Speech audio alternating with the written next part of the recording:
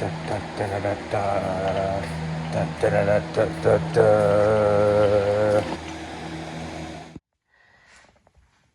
to change this thing out right here.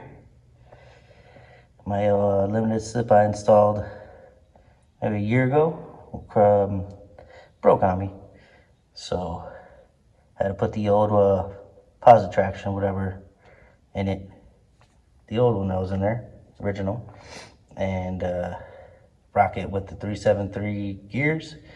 But the pinion got chipped in some of its teeth, so I got some upgrades for it. I bought a new limited slip and 410 gears with the pinion to install in this, so that will be done. And I'll do the rear wheel bearings.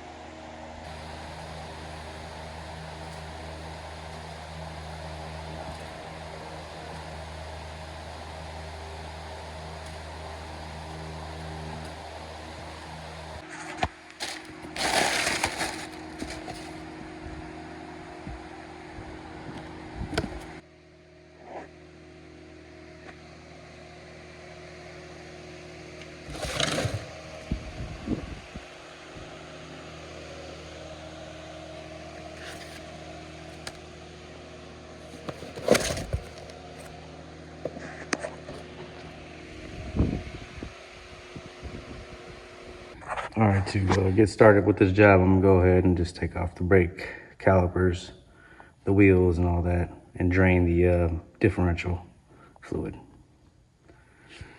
So let's jump to that real quick.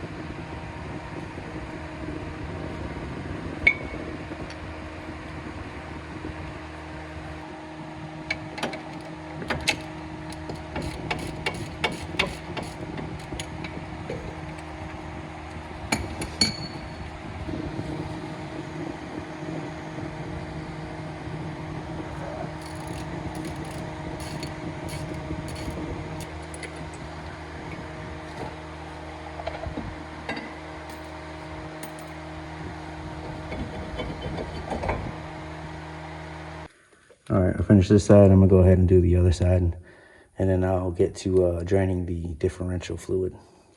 All right, it's hot. It's hot as hell in here. So I'm gonna go ahead and drain this out and let it drain overnight, and I'll continue tomorrow. And we'll put some new bearings in the left and right side, rear wheel bearings, and hopefully get this differential in too. There's a lot to do, so, and it's only my second time, so we'll see how this one goes.